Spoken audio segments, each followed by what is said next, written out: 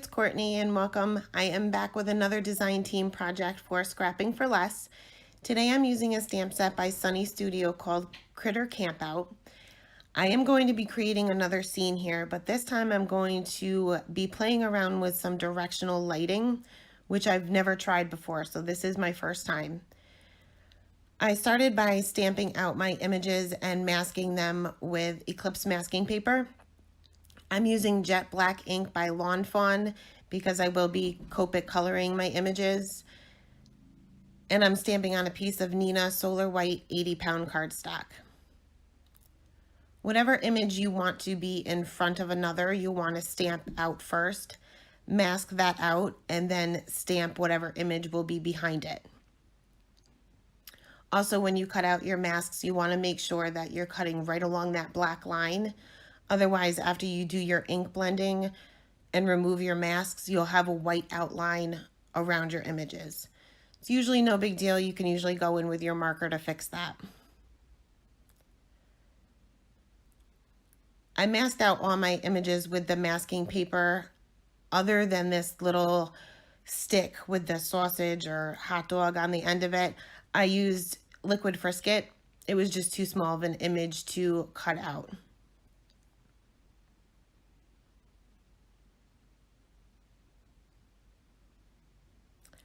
Once all of my masks were down, I took a piece of Post-it note tape and masked out the bottom part of my card. I'll be doing some ink blending to create my sky. I also die cut a piece of the paper with just a circle die, and I placed that in the corner. This will be where my moon is. And I started off with Faded Jeans, which is actually my lightest color, and I'll concentrate around the moon. That'll be the lightest part of the sky. And then I'll blend that out with Chipped Sapphire. And at the end, I'll bring in the black soot all the way to the left. My mask of that little raccoon, the little ear, kept coming up, but I'll go ahead and fix that after we remove our masks. Once my sky was done, I removed that circle and just added a little bit of Distress ink in the color Pumice Stone. I just pounced on my ink blending tool just to give it a little color. I didn't want to completely cover up the white. Next, I took another piece of Post-it note tape and masked out that sky. And I'll be doing some ink blending with peeled paint and mustard seed Distress inks. This is just a base layer. I'm going to be covering this up with grass later on, but this helps me, guides me as far as colors go, darkest to lightest.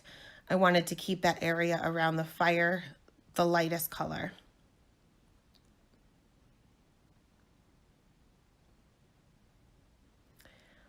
Once I removed all of my masks, I did realize that that little ear of the raccoon was completely black. And I'm not working on watercolor paper here, but I know that if you do add water to Distress ink, it at least lightens the color by quite a bit. So I just took a damp paintbrush. It wasn't soaking wet, otherwise my paper would be destroyed. So I just took a damp paintbrush and blotted that up with a paper towel. It didn't completely take out the color, but it did lighten it enough where I could go back in with my Copics later. For my coloring, I started off by taking my Y02 and just kind of mapping out where I wanted those highlights to be, which will be whatever part of these little critters or the tent that's closest to the fire. I'll end up covering most of this yellow up later, but this will kind of give me a guide so I don't go too far with my darkest colors. So I started off with the tent, and I am just taking my lightest color here and just mapping out where my darkest areas will end up being. The darkest areas for this one will be off to the right and above this little bear that's sleeping. He would cast a shadow onto the tent. I go in with my darkest color and basically just go over where I had laid out the lightest. I'm using flicking motions here just because it does make it a little bit easier to blend. I'll go in with my 2 mid-tone colors, and then I'll go back to my lightest color. When I do go back to my lightest color, I won't take it all the way to the edge because I do want to preserve a little bit of that yellow. So once I have that lightest color down, I'll go back in with my Y02 just to make that a little bit more noticeable.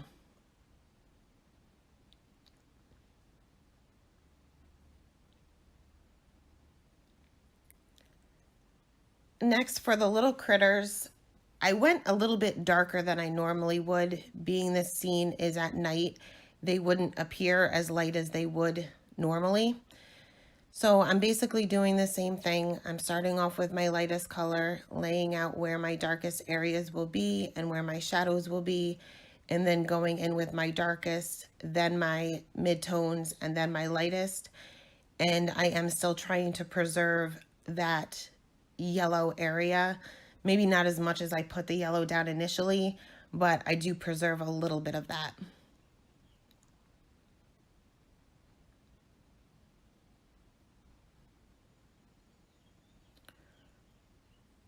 For the white areas of these animals, I went in, I usually will add a C3 and a C1 just to add shadows, but I went a little bit darker this time.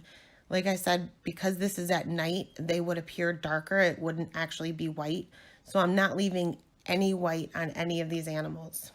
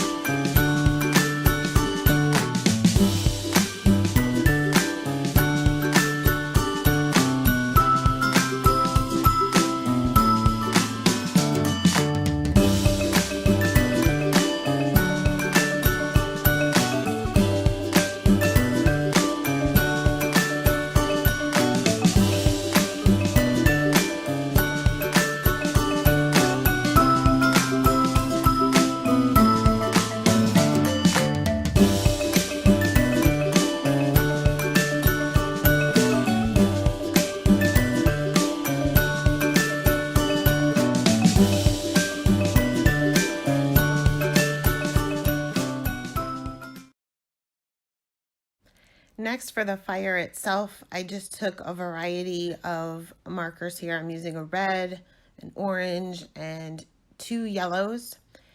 And I'm starting off with my red and just putting that in the center where the hottest part of the fire would be. Then I'll blend that out with my YR marker and then my 2 Y markers.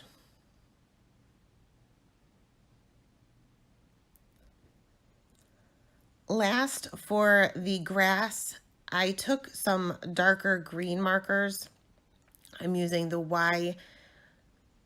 YG90s. And I'm going to start with my darkest color here and just doing fast little flicks just randomly around the edge of my card. This is where the darkest area will be. This is the area that's furthest away from that fire. And then I'll gradually go down. This is the YG99. And next I will take my YG97 and just add more flicks right over where I put my YG99 and then extend those out a little bit further.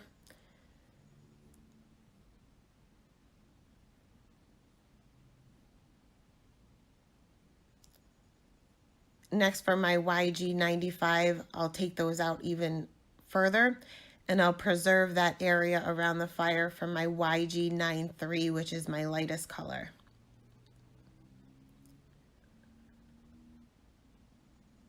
The edge of the card wasn't quite dark enough for me, so I did go in with my warm gray marker here and just went around just the edges to make them even darker.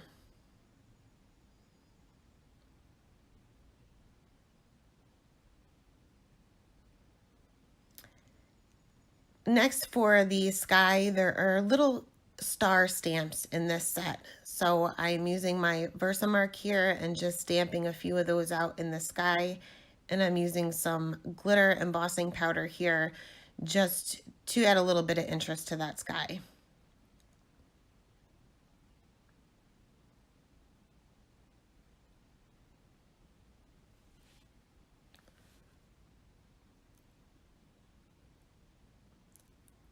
For my sentiment, I am using VersaFine ink and clear embossing powder, and I will go ahead and stamp that into the lower left-hand corner. I decided to emboss this just because it's such a dark color card to begin with, that I just wanted the sentiment to pop up a little bit.